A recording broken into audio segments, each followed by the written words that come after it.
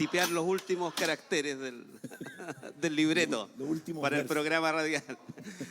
Hola, buenas tardes.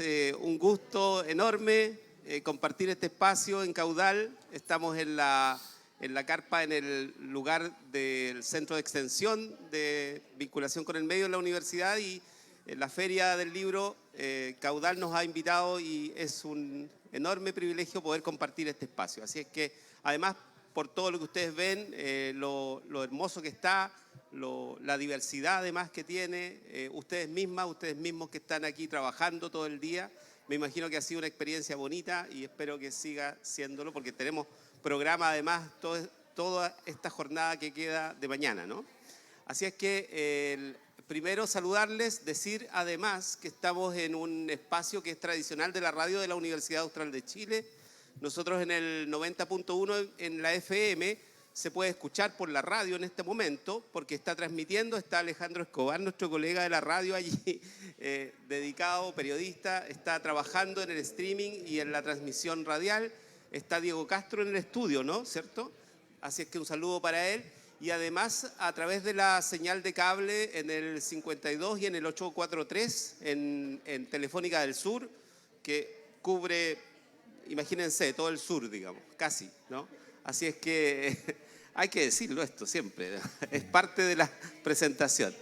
Libros con Causa, entonces, está en este escenario hoy. Normalmente los viernes al mediodía estamos compartiendo muchas veces a través de las pantallas de nuestros propios computadores y sin encontrarnos durante mucho tiempo. Sin embargo, Libros con Causa creo que ha sido un espacio que ha tenido la regularidad necesaria y nos ha hecho viajar enormes distancias, a pesar de que el distanciamiento ha estado tan fuerte aquí también, ¿no?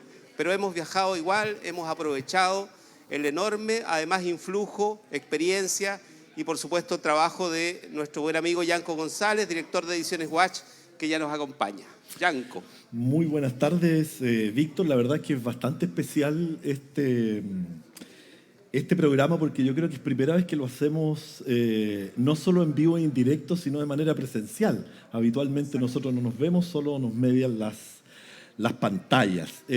Así que un gran saludo a nuestros seguidores fieles, pertinaces, seguidoras del programa Libros con Causa. El programa efectivamente va a quedar registrado y será este el primer programa del 2022 en esta, además, anhelada Feria del Libro de Valdivia Caudal, y reiteramos los agradecimientos por acogernos.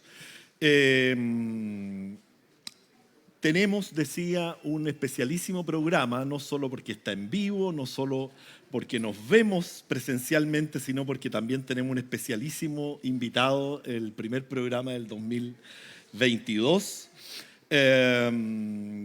Es un poliédrico y diríamos polígrafo, novelista, dramaturgo, director de teatro y cine, además de guionista de televisión. Entre otras, de la recordada teleserie Romané y Los 30, ¿no? Nuestro invitado ha recibido muchos premios y reconocimientos por su obra, tanto en su obra narrativa, dramatúrgica, ¿no? Y también de guión. Fue premio Altazor el 2006 justamente por Los 30. Ha obtenido muchas veces el premio Consejo Nacional del Libro y la Lectura por varias de sus novelas, entre ellas La Educación, Fotos de Laura, Lacra y Huaychafe. Y el reciente premio también obtenido por una obra de teatro, Tú no eres, hermana, un conejo corriendo desesperado por el campo chileno. Que, como decía, ha sido recientemente premiada. Su último libro publicado y en el que queremos concentrarnos en esta conversación será Los Psico-Killers, y nos concentraremos en este libro, pero obviamente también nos arborizaremos, Víctor, en otros y variados temas que vayan fluyendo en esta conversación. Fue publicado por Tajamar en 2019, a solo un mes de la rebelión social, porque salió en septiembre y ocurrió en octubre, todo lo que sabemos, ¿no? Un libro paradojal, ¿no? En su diacronía sincrónica, ¿no? Porque aunque aborda varias guerras, ¿no? Pasada la de los Balcanes, la del Medio Oriente, las dictatoriales y antidictatoriales, en el presente de su lectura, es decir, cuando fue publicado, ¿no? En Chile desfila la violencia, ¿no es cierto?, y la brutalidad de Estado, de militares con y sin uniforme, en forma de tanques y declaraciones de guerra. Es decir, la disolución del Estado abstracto y la aparición de los policías concretos, ¿no? Una novela, esta, La Psico-Killer, en la cual nos concentraremos, no al uso, ¿no? Autoconsciente, creo yo, hasta el desasosiego, digamos, de su propia escritura, ¿no? De su narrador y los sesgos, ¿no es cierto? Un autor, podríamos decir, como escribió alguna vez Juan Luis Martínez, que se observar como observa, y que encuentra en los psicópatas asesinos, ¿no? Uniformados y también sin uniformes, una atalaya para escudriñar y reírse también de la escritura y del guión de la violencia en las biografías. Pero bueno, para hablar de esto y, como decía, de otros muchos temas, le damos la bienvenida a Marcelo Leonard, que está calladito aquí a nuestro lado. Muy bienvenido, un gran abrazo, Marcelo, por estar aquí en Valdivia con nosotros. No, muchas gracias a ustedes, muchas gracias a la Feria Caudal, muchas gracias a Leo Valdivia, que hizo posible que estuviéramos acá, y encantado de estar en este programa radial, en este escenario extraño para la radio. Excelente. Vamos a abrir los fuegos con una primera pregunta que tiene que ver quizás con el hilo rojo, ¿no? de los psico-killers. Y quiero entrar con una cita que está casi al final, digamos, del libro, y como digo, es parte del hilo rojo del corazón de los psico-killers. Y es sobre una nota, ¿no? Que se despliega, bueno, las notas en este libro se despliegan como una suerte de Pepe Grillo, no tanto de la novela como del propio autor. Está al final, pero yo creo que es interesante citarla porque creo yo que está, como digo, en la médula de la novela, ¿no? En esta nota la nota número 13, hace una amplia exégesis, una interpretación sobre la expresión, sobre la manía de expresión, condenamos la violencia, venga de donde venga, ¿no? Y el autor, digamos, o la misma nota califica, ¿no? a esta frase como una de las más de mierda del lenguaje políticamente correcto. Y da un ejemplo de lo sucedido con vuestro hijo, ¿no es cierto?, en la escuela. Quiero que te explayes en esa nota. Quizás tenga otras interpretaciones alternativas o quizás puedas profundizar esta nota número 13 de la novela, porque efectivamente ahí hay una de las claves. Marcelo, argumentos, cavilaciones sobre esa manida frase. Bueno, la nota a la que se refiere Yanko efectivamente está al final en la tercera. Esta es una novela que se cuestiona básicamente la estructura de los tres actos en cualquier obra narrativa, cosa que en el mundo del guión televisivo chileno, por decirlo así, o en el mundo del mainstream del guión, en general es una estructura que es prácticamente sagrada. Como otras boludeces, digamos, pensemos que Shakespeare escribía las obras en 5 actos, entonces ya con eso ya la cosa se va para otro lado. Pero claro, la novela finalmente tiene 3 actos, pero que son actos que no tienen unidad de acción. Y el último acto, este tercer acto, de alguna manera se cuestiona, se empieza a cuestionar cuál es la idea de estos 3 actos y de esta unidad de acción, porque finalmente es una novela que se estructura en base a la idea de el cuestionamiento a la violencia. Como yo me cuestiono mucho la violencia. yo de verdad me cuestiono mucho la violencia. Cuando, como dice Yanko, la novela se lanzó o salió a la venta, tenía un par de años antes, tiene por lo menos de escritura por lo menos unos 3 años antes, pero cuando salió fue justamente para el estallido y uno veía a los militares para el toque de queda en las calles con armas de guerra y no era... Y finalmente no era ni siquiera necesario, porque cuando uno veía a los carabineros, digamos, a los pacos también ocupando la violencia, era muy heavy, era muy heavy. Entonces es muy interesante que uno empiece a cuestionar la violencia. Y empieza el asunto de la famosa frase, o sea, hay que condenar la violencia venga de donde venga. Entonces nosotros teníamos que condenar la violencia policial del Estado versus la violencia de la gente que se enfrentaba a esa violencia. Y a mí eso me parece desde... Cuando yo era adolescente me parecía una frase lógica, digamos. Yo cuando adolescente podía haber sido más pacifista, entre comillas. Pero muy luego, terminando la adolescencia, me di cuenta que no. Para mí hay violencia que es absolutamente legítima. De hecho, la primera parte de la novela narra de una manera bien oblicua el atentado a Pinochet, que es una violencia que a mí me parece absolutamente legítima. Absolutamente legítima. Cuando dicen, oye, pero es que murió gente inocente. No, ser escolta de Pinochet no es ser inocente, en lo absoluto. O sea, uno escoge ser, o no lo escoge, digamos, pero llega a ese lugar y pierde una inocencia. Y en el caso de la frase, cuando parte yo la anécdota que cuento, y que es una anécdota, digamos, que probablemente está contada mucho mejor, voy a pasar un aviso, en el libro Voyager de Nona Fernández, que es mi mujer, y que cuenta la misma anécdota. Yo la cuento en una nota al pie y la nona la pone como dentro de la estructura de su libro. Claro, es que efectivamente, a ver, lo voy a contar así. A mi hijo una vez hizo un discurso para cuando se cumplían... que eran los 30 años del plebiscito del 88, y en su discurso dijo varias cosas, entre ellos que, voy a decirlo en lenguaje coloquial, que Jaime Guzmán valía callampa, que los gobiernos de la Concertación de alguna manera se habían vendido a los militares, una cosa así. Y a mi hijo lo encontraron... Le censuraron el discurso, por cierto, en el colegio, y lo encontraron muy violento. Y le dijeron esa frase, que la violencia había que condenarla venga de donde venga.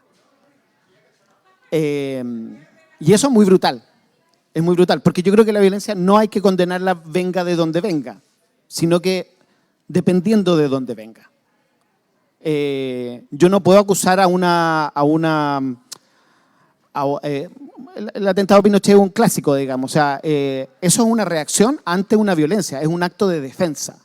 Es un acto de defensa. Y la violencia del Estado contra el civil siempre es una violencia desigual. Y por eso una de las frases que tiene la novela, que yo siempre como que la pongo como declaración de principios, es que nada que porte armas y tenga uniforme me da confianza. Y esa es como una declaración en el fondo para lo que a mí me parece que es cierta violencia que es inaceptable. Porque cuando la violencia la ejercemos nosotros como un acto de defensa, lo siento, no me parece inaceptable, y aprovecho de ocupar la radio y este público para decir libertad a los presos de la revuelta, por cierto. Víctor. Muy bien. Bueno, Marcelo Leonard está con nosotros en Libros con Causa, está Yanko González, están ustedes también, quienes nos acompañan a través de la señal y por supuesto aquí también en Caudal. Bueno, yo alguna vez lo hemos conversado o dicho acá en el espacio, a veces hay cosas que en la literatura son bien radiales y es el caso de Psycho Killers, ¿eh? Es bien radial también, o sea, parece resonar cuando uno la lee, parece estar resonando. Y hay otras cosas que suceden a un lector que es un lector nomás, y que es mi experiencia, que es que se siente muy rápido la identificación con lo que está, con el narrador, por lo menos, digamos, ¿no?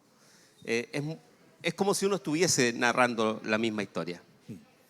Y tiene que ver, probablemente lo alcanzamos a conversar delante, con cuestiones casi biográficas que tienen que ver con una generación que nace justo en el momento en que hay una inflexión histórica entre el fin del gobierno de Frei y el inicio del gobierno de Allende, digamos.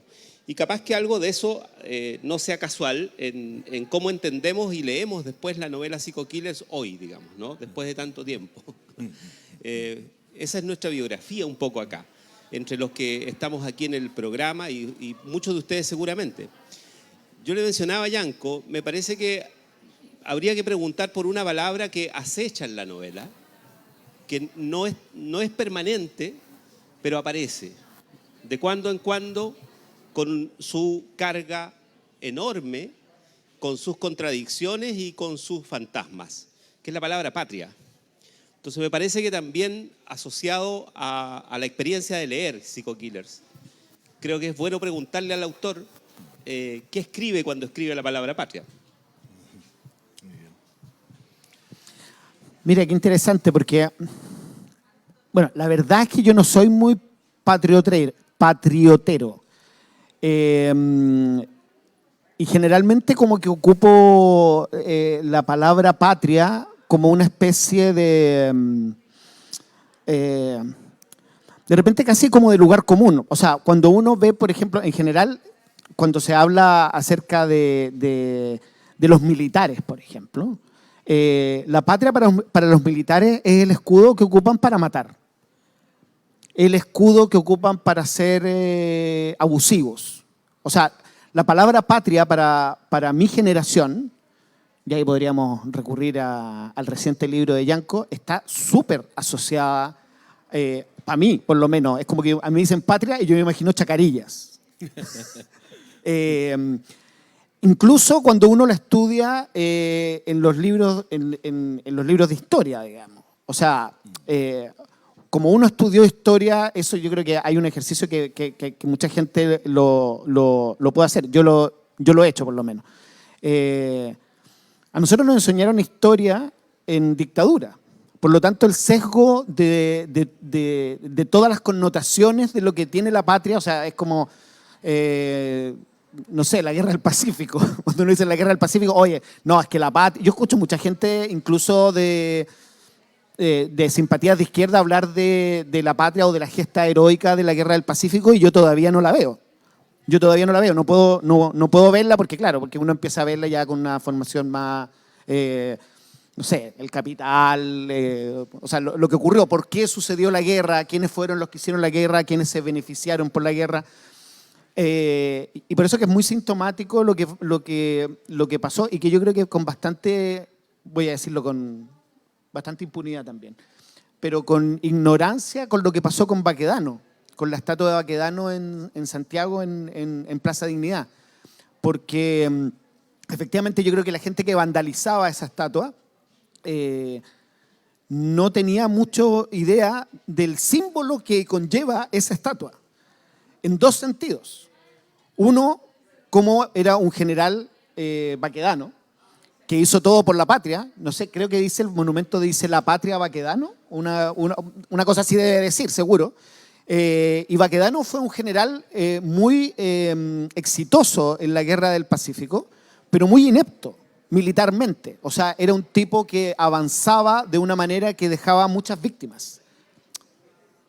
Yo digo víctimas, está bien. En lenguaje militar sería muchas bajas. Pero en realidad son víctimas. O sea, el perraje era el que moría y se llegaba a la siguiente. O sea, la anécdota que decían era como que pistola en mano decía avancen o ¿cómo se llama? O los mato, digamos. Entonces la gente avanzaba y había mucho, se ganaba, efectivamente. Y la otra es que fue el ejército que derrotó a Balmaceda. A Baquedano lo llaman a última hora, ya se había retirado, y lo llaman a última hora para comandar el asalto final a las tropas balmacedistas. Y curiosamente, no, el que dice la patria Balmaceda. Creo que ese también, que es la otra estatua que está, para los que no han ido a Plaza Dignidad, está como detrásito de donde estaba la estatua de Baquedano, hay una estatua de Balmaceda, que no la han sacado. Está vandalizada igual, pero no la han sacado, sigue ahí. O sea, digamos que Balmaceda, la estatua de Balmaceda vio cómo sacaban al caballo y a Baquedano rumbo no sé, a la restauración, que no sé qué irá a pasar. Tengo toda la impresión de que el presidente electo no va a volver a poner la estatua ahí. No sé por qué tengo esa idea, porque creo que sería un poquito impopular. Yo tengo una novela, curiosamente, mi segunda novela, se llama La Patria. Y es una historia muy graciosa, porque cuenta la historia de una pareja que sufre una terrible pérdida personal, que no tiene nada que ver con la política, pero de repente encuentran en su objeto, que su objeto de odio para desquitarse de las cosas que el mundo le ha quitado, es un conspicuo ministro de Pinochet, que se llamaba Francisco Javier Cuadra. Y en la novela ellos se instalan al lado, en el departamento al lado de Francisco Javier Cuadra, y con toda la intención de hacerle algo, mientras lo escuchan al lado que está con su amante. A mí me contaron, a mí no me consta, pero lo puse en la novela con nombre y apellido, por supuesto, como lo hace un novelista que tiene algún grado de imaginación y un poquito menos de cobardía. Yo puse a Francisco Javier Cuadra con su nombre y apellido en su casa de verdad. Y a mí me contaron que él tenía amantes hombres, entonces lo puse así. Y él siempre hablaba de la patria, Entonces, para mí, la noción de la patria, hay una parte de la novela, que ahora no me acuerdo cómo es textual, donde el narrador habla que es su patria.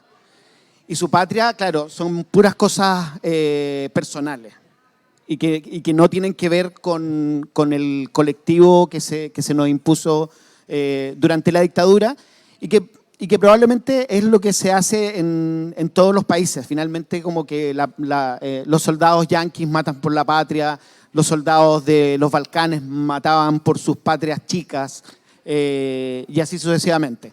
Como a mí no me interesan ese tipo de guerras, debo decir que mi patria no pasa por ahí. Pasa como cosas personales. Por ejemplo, voy a decir, mi patria está acá, está sentada la nona, es parte de mi patria. Gracias, Marcelo. Mira, es interesante porque en la novela hay, por así decirlo, dos obsesiones no tópicas. La primera es justamente la violencia, ¿no? Pero la otra también es una obsesión un poco irónica, ¿no? y en cierta medida empecinada con construir también una suerte de metanovela, y para eso ocupas un personaje que además existe, ¿no? Que es el gurú de los guiones, ¿no? Llamado Robert McKee.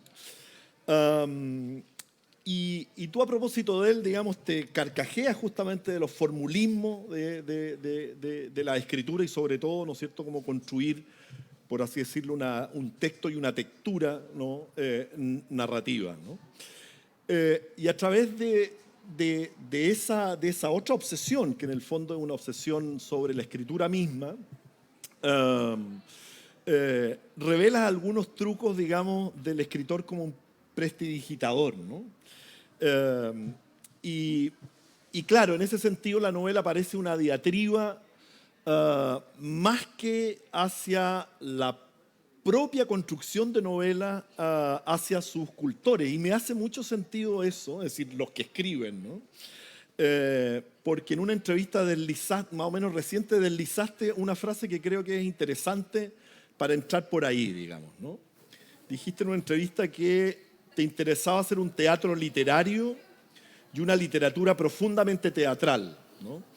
Y expuesto a este punto, dices, creo que los teatristas son claramente más valientes que los literatos.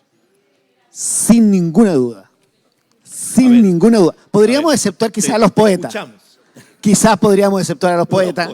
A los poetas porque los poetas se juegan el pellejo a veces en los bares, que es a otra cosa. Pero mira, yo siempre tenía esta teoría que, claro, obviamente que aquí todos los amigos, sobre todo narradores, como que van a pueden poner caritas. Ya. No, que básicamente es lo siguiente. Yo siempre decía, ¿por qué? Es por una razón que es prácticamente física. El escritor escribe en su casa. El escritor escribe en su casa y, por ejemplo, a mí yo me acuerdo yo cuando lancé mi primer libro, que fue el año 99, yo ya había estrenado 4 o 5 obras de teatro. Entonces, cuando llegué a mi primer lanzamiento, obviamente que todo el mundo no había visto mis obras de teatro o algo así, entonces me preguntaban, ¿estás nervioso? Y yo llegué a mi primer lanzamiento y yo decía, ¿pero por qué voy a estar nervioso? Si nada puede salir mal. Nada puede salir mal. Los presentadores, yo una vez fui a una presentación donde Roberto Bolaño habló mal del libro no del libro, habló mal de un cuento del libro que estaba presentando. Pero en general eso no ocurre. Tenéis que ser muy Roberto Bolaño como para hacer eso, digamos. O sea, en general la presentación de los libros, la gente habla bien de los libros, aunque no lo haya leído incluso, que puede ser. La gente no ha leído el libro. Por lo tanto, lo máximo que pueden hacer con el libro es comprarlo. No hay ninguna alternativa de que en el cine, por ejemplo, que a mí me tocó una vez que fue una experiencia un poco traumática, pero sí estrené una película en el cine y la película ya está. No, buena, regular o mala, ya está. Eso es lo que es. En el teatro no. En el teatro todo puede salir mal. Todo puede salir mal. En el estreno la obra puede estar estupenda y algo puede salir mal. Y de hecho a veces sale mal. A un actor se le olvida un texto, una luz no prende, una puerta no se abre. Hay una serie de cosas que son, es cierto, son menores. Son menores y por eso funciona como chiste. Pero como no chiste, en el teatro lo que tú pones en escena es tu cuerpo. Es tu cuerpo en vivo.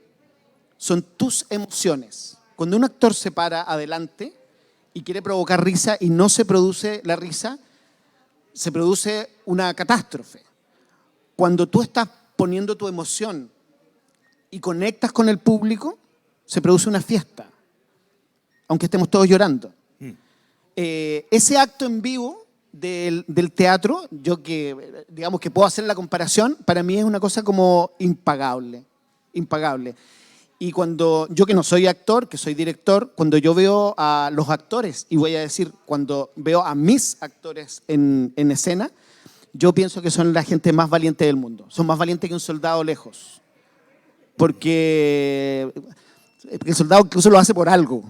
Lo hace por algo. Y el acto gratuito de actuar y estar en la escena, no, es lo más valiente del mundo. Es lo más valiente del mundo, lejos. Perfecto. Víctor. Sí, gracias. Bueno, todavía nos queda tiempo para conversar. El Libros con Causa, en esta transmisión yo creo que queda un registro además de la experiencia de Caudal, de abrir estos temas a un espacio público, que mientras podamos tenerlo, y ojalá siga así la cosa, hay que sostenerlo también, ¿no? Porque precisamente estas cosas a veces están en un ámbito más restringido, ¿no? Sí quería consultarte también en función de algo que también está en la novela planteado. Yo supongo que hay mucha más reflexión al respecto, que es el tema del rol de la mujer. Y yo diría incluso más allá solamente de los temas de la novela, digamos, ¿no? Y creo que sería interesante porque es quizá una de las cosas que más nos debieran hacer pensar y reflexionar en este minuto también, ¿no? Trayéndonos al día de hoy en Chile, digamos, ¿no? A propósito de la violencia y de otras cosas que, Yanko decía, mueven esta historia, digamos, ¿no? Mueven la novela. Marcelo. Sí, claro, yo creo que te refieres a que en la novela en particular hay una segunda parte para que se vayan, digamos, como ubicando. Hay una primera parte donde hay un personaje que es un tipo chileno, más o menos de mi edad, más o menos con mi biografía, que no es el narrador de la historia, porque el narrador de la historia, cuando dicen hay un narrador que es como el autor, no, acá es el autor, no hay duda, soy yo. Pero el protagonista de esta primera parte es un chileno de más o menos mi edad, que con una biografía parecida a la mía, que en un momento de desesperación en los años 90 cruza la frontera de los Balcanes, digamos, en busca de la perdición, digamos, una especie como de suicidio. O sea, donde seguro que voy a perder la vida, y el tipo se mete a la guerra de los Balcanes en los años 90. Se encuentra con un grupo de partisanos, no se sabe muy bien de qué bando, que lo tratan pésimo, y de repente el tipo, como una manera de encontrar el respeto de esta gente, dice... yo le disparé a Pinochet. Y empieza a contar el relato de el relato tal cual, según los combatientes del Frente Patriótico, de cómo fue el atentado a Pinochet. Yo te lo voy a decir con un poco de orgullo, porque esta novela la leyó el comandante Ramiro cuando estaba en Brasil, y me escribió felicitándome y diciendo que era como certero el relato. Entonces es una medallita que uno tiene. Bueno, eso se cuenta, y a partir de esto a este personaje, digamos, que es muy inviable, eso queda claro, o más o menos claro, o lo suficientemente claro en la novela, que es muy inviable que él haya participado en el atentado a Pinochet, porque yo cuando fue el atentado a Pinochet yo tenía 17 años. Y no había ningún combatiente de 17 años, por lo tanto es una mentira. Es alguien que se está haciendo pasar por alguien, claro. Y ese personaje, de alguna manera, cuando empieza a tener uniforme, se transforma en un fascista. Y la segunda parte, que está basada en ciertos hechos reales, se trata de una mujer chilena, que es novia de un ex-marine. Claro, se conocieron como en un curso de guiones, porque el tipo quería escribir una película acerca de su trauma en la guerra de Irak o Afganistán, o las dos probablemente. Claro, y esa está basado en hechos reales también. No, ese no es tan real, pero sí está basado en hechos reales. Claro, y tiene una visión de la mujer como víctima de la violencia de un tipo que tiene un estrés postraumático, producto de quizás qué incursiones, quizás qué habrá hecho ese personaje en Afganistán o en Irak. Yo me acuerdo que cuando escribí eso, claro, como que tenía la noción, era una... basado en hechos reales, insisto, pero tenía un componente como terriblemente peliculero. Por lo tanto, la visión de la mujer que tenía mi propio relato era terriblemente peliculero. Y con todos los prejuicios del caso. Entonces, cuando hice la última escritura, me vi obligado a poner una nota al pie de página, bien larga. Bien larga. Bien larga. Que es como un cuentito prácticamente, donde, claro, se establece un poco cuál es la mirada que en general tienen las películas de guerra en relación al rol de la mujer. Generalmente el rol de la mujer, y eso lo podemos ver incluso en grandes películas de guerra, o sea, estoy pensando en La delgada línea roja, es ese ángel que se queda en casa.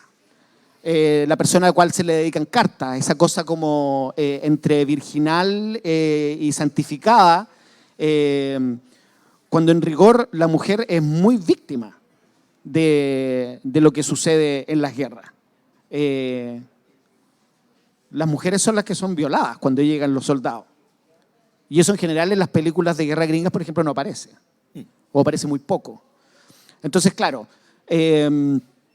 curioso que me hagas la pregunta a la mujer, yo creo que tiene que ver particularmente con esto, porque claro, al hacer una novela como Los Psycho Killers, y con ese nombre, y hablando en general de guerra, es profundamente masculina. O sea, el mundillo que se ve y que se critica es profundamente masculino. Y es un mundo con el cual yo me siento profundamente, bueno, en general, profundamente incómodo. Yo igual tengo como fama como de ser medio cabeza bala, pero sí, me siento como profundamente incómodo con ese mundo masculino de la guerra. Recuerdo justo días después de que la novela saliera, haber estado en una protesta y había muchas pacas puestas en fila con los trajes de fuerzas especiales.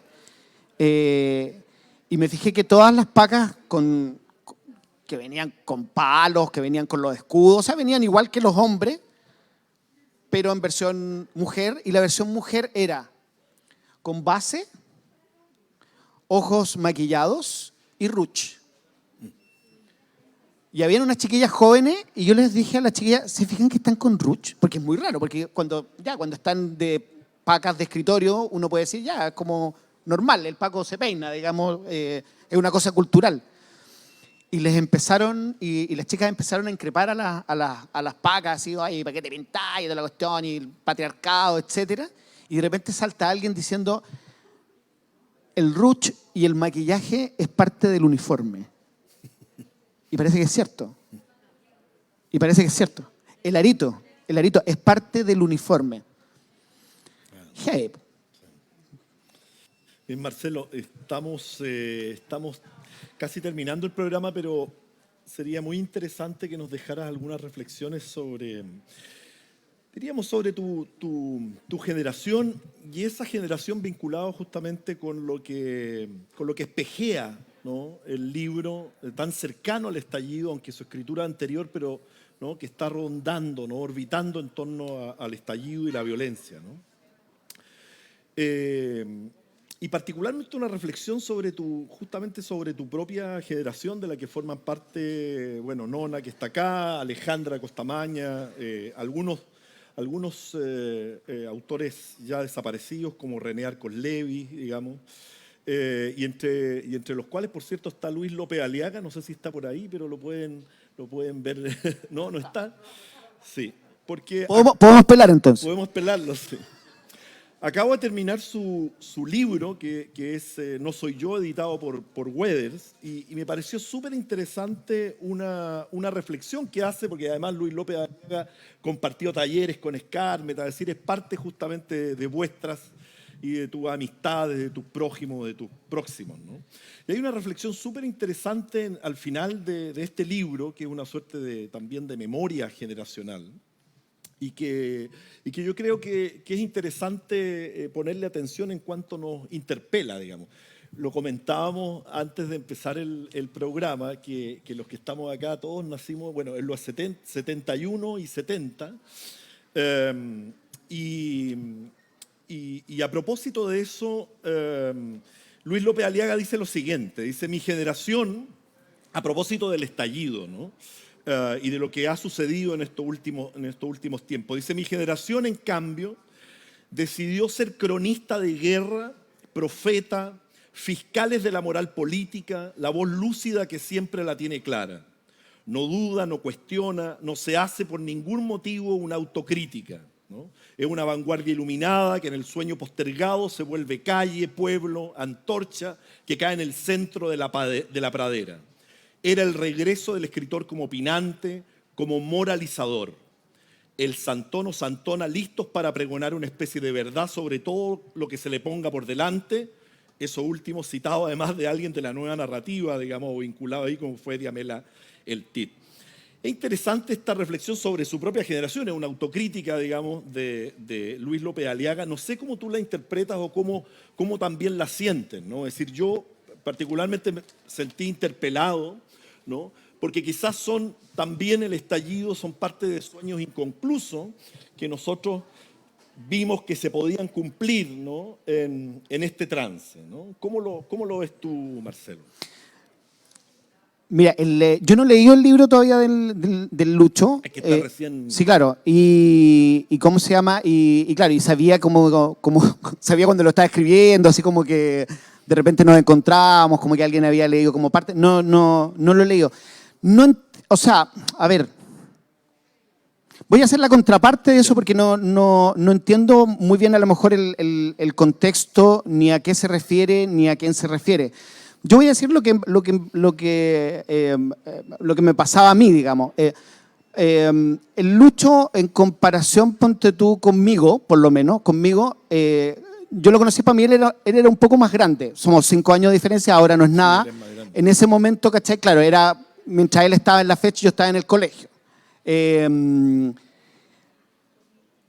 Nos encontramos muy jóvenes en el taller primero del Poli y Delano. Yo diría que el año 91 y después en el año 94 en el taller de Escármeta. Y en el taller de Escármeta yo escribía mis cosas muy inconsciente. Muy inconsciente. Te voy a poner un ejemplo. Yo una vez, ponte tú, escribí un cuento que ganó un premio en Francia que trataba de un padre cuya hija había desaparecido. Era un padre cuya hija había desaparecido. Y era un cuento que no tenía ninguna connotación política. Quiero hacer este punto. Para mí.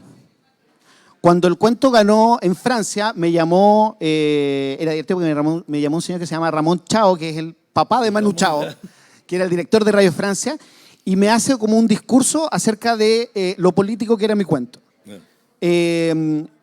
Yo ahí me di cuenta recién que sí, efectivamente, que tenía una carga política, porque efectivamente en mi generación tú hablas de desaparecidos. Uno habla de desaparecidos. Y yo no lo quería poner con connotación política y finalmente se cruza igual. Hacía obras de teatro donde había pueblos sitiados, con toque de queda, sin mencionar nada porque yo no tenía una connotación política.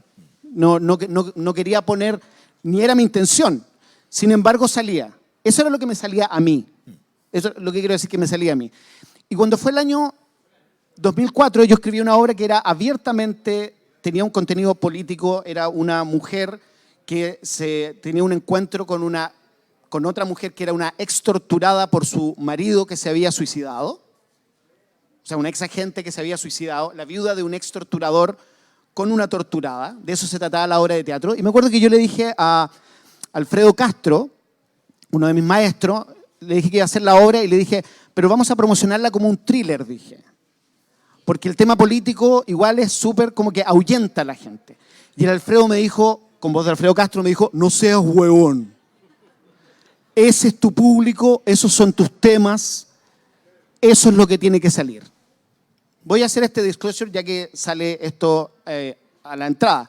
Cuando nosotros estábamos en el taller de Escármeta, se nos invitaba cordialmente a no escribir sobre la dictadura.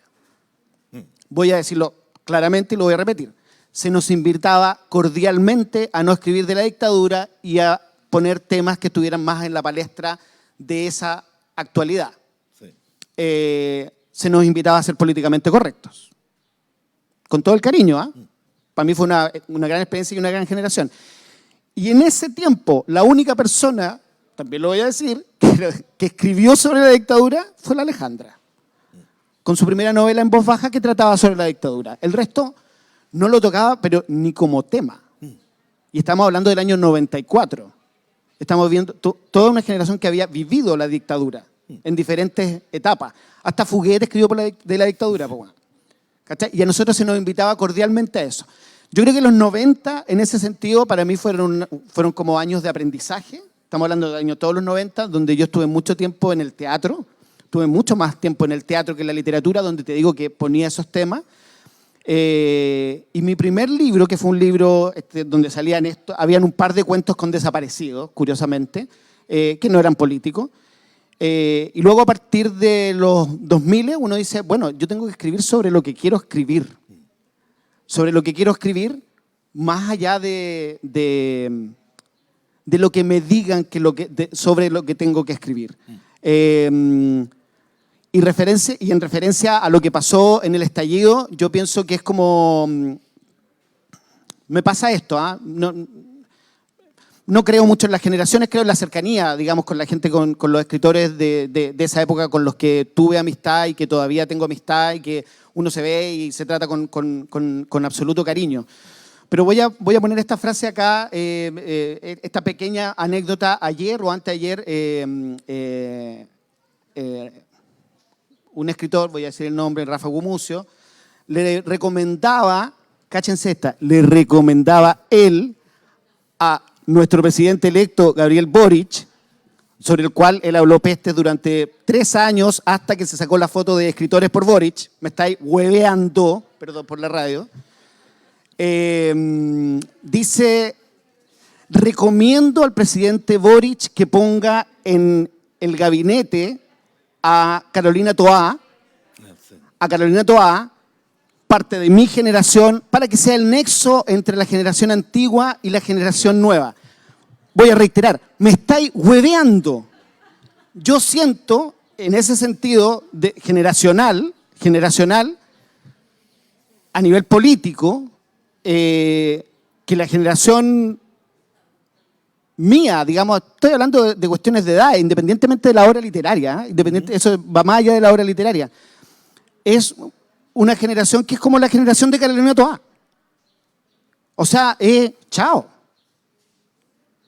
no, sorry. Yo prefiero, no, uno dice, a ver, el escritor, perdón por alargarme, el escritor como santón o como opinante, yo tengo mi opinión, por supuesto que tengo mi opinión. ¿Cómo no voy a dar mi opinión? Otra anécdota sin nombre. Escritores viejos diciendo, no hablen ahora, no es su momento, es el momento de los jóvenes. Voy a decir de nuevo, me estáis hueveando, si eso me lo dijeron a los 20 años, tengo 50. Hablo la hueá que quiero y donde quiero. Eso sería mi punto. En mis libros y acá en la Feria Caudal. Sorry por los garabatos. Marcelo, muy bien. Marcelo, ligado con eso, Víctor, y terminamos, porque nos estamos alargando un poco. Marcelo, es interesante además ahora ya no solo justamente lo generacional, sino el oficio propiamente escritural. ¿Qué lugar le ves tú en este nuevo momento, que es un parteaguas, es un nuevo ciclo político? ¿Qué lugar le ves justamente al escritor, digamos, a la escritora en este nuevo ciclo político? ¿Tiene algún lugar, digamos, y sobre todo pensando también en esta reflexión que viene además de la experiencia, ¿no?, de nuestra generación, que fue en un momento apartada por una suerte también de ejército de colonización, ¿no?, que fueron los exiliados que venían a ocupar todos los cargos, ¿no?, y los que estuvieron en las barricadas, parte de nuestra generación, digamos, no tuvo ahí mayores responsabilidades. Pero digo ahora, en este nuevo ciclo político, ¿tú ves realmente alguna incisión que pueda hacer, digamos, el mundo de las escritoras y los escritores, poetas, dramaturgos, en este nuevo ciclo político? ¿Tiene un lugar, hay algo, digamos, en lo cual tiene responsabilidad y debe en realidad estar ahí? Mira, yo no sé si es como una responsabilidad que uno tiene, porque yo esto casi lo veo, y en este sentido yo sí me siento como más parte del mundo del teatro que de la literatura. Yo escribo novelas, por lo tanto, o sea, es mi oficio, o sea, también, o sea, lo amo y me siento también parte de él. Pero esa es una pregunta que en el mundo del teatro no se hace. Es por default. O sea, tú estás y haces teatro, no es por algo para cambiar el mundo, pero tú expresas tu mirada. Tú no eres una persona que cuenta, voy a decirlo peyorativamente, una persona que llega y cuenta un par de estados de ánimo, ¿cachai? Y una anécdota graciosa que te pasó para terminar en un chiste o en una epifanía. No quiere decir que signifique algo o que con eso vaya, o sea, no, yo hago teatro y no hago teatro brechtiano, que es el teatro que dice tiene una razón de ser porque quiero crear conciencia en el público. No, pero yo hago teatro porque quiero contar una historia que me remezca, quiero contar, yo escribo y hago teatro de alguna manera para pensar, por eso lo hago. Porque quiero contar una historia, pero esa historia quiero que... no es para que la gente piense algo lo que yo estoy diciendo, es porque es mi manera de pensar. Y yo estoy en el mundo para verlo, para expresarlo y para pensar y para emocionarme. Entonces, ese es el lugar. Creo, pensando en este nuevo ciclo, que eso se generalice lo más posible, que se haga visible, porque fíjate, Yanko, Víctor, que yo creo que eso que yo acabo de decir es algo que al teatro y a la literatura, y por eso que me duele tanto, digamos, esa invitación de los 90, es algo que no te pueden quitar. No te pueden quitar. O sea, chiquillo, el Óscar Cuervo Castro hacía teatro en los campos de concentración cuando le estaban desapareciendo la mamá. Eso no te lo pueden quitar. Estamos en dictadura. Cuando estábamos en dictadura, estaba prohibido hacer muchas cosas y el hecho de hacer teatro y de pensar en esa era algo que no te lo podían quitar. Lo que sí te pueden quitar es tiempo.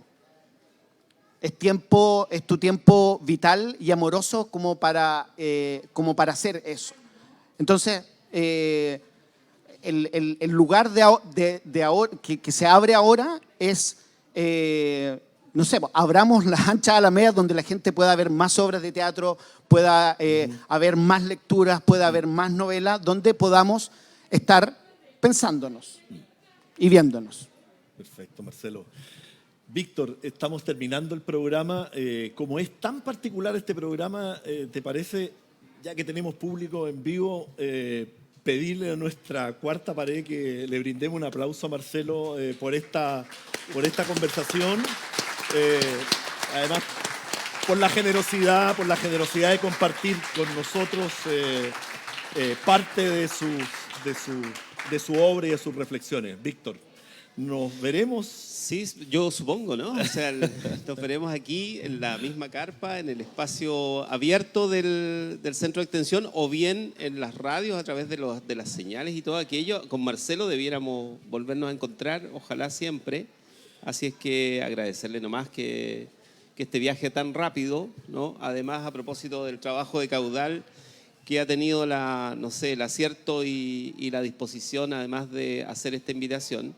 Y agradecerles por eso también, digamos, a Caudal, porque nos ha permitido a nosotros volver a las pistas un rato, hacernos señas radiales, digamos, ya las perdimos ya en la práctica a esta altura, pero por lo menos quedarnos con un nuevo amigo, un buen amigo, esperamos, de lo que viene en Chile, digamos, de esta obra que hay que escribir y que imagino que va a estar muy escrita en las próximas novelas, obras que vamos a leer de Marcelo. Así que muchas gracias por eso. Un gran abrazo, Marcelo. Muchas gracias a ustedes. Gracias. Nos despedimos. Gracias a la radio, al equipo, por supuesto. Quedará registrado en streaming y en todas las plataformas. Chao. Chao, chao. Excelente. Estuvo maravillosa la conversación. Sí.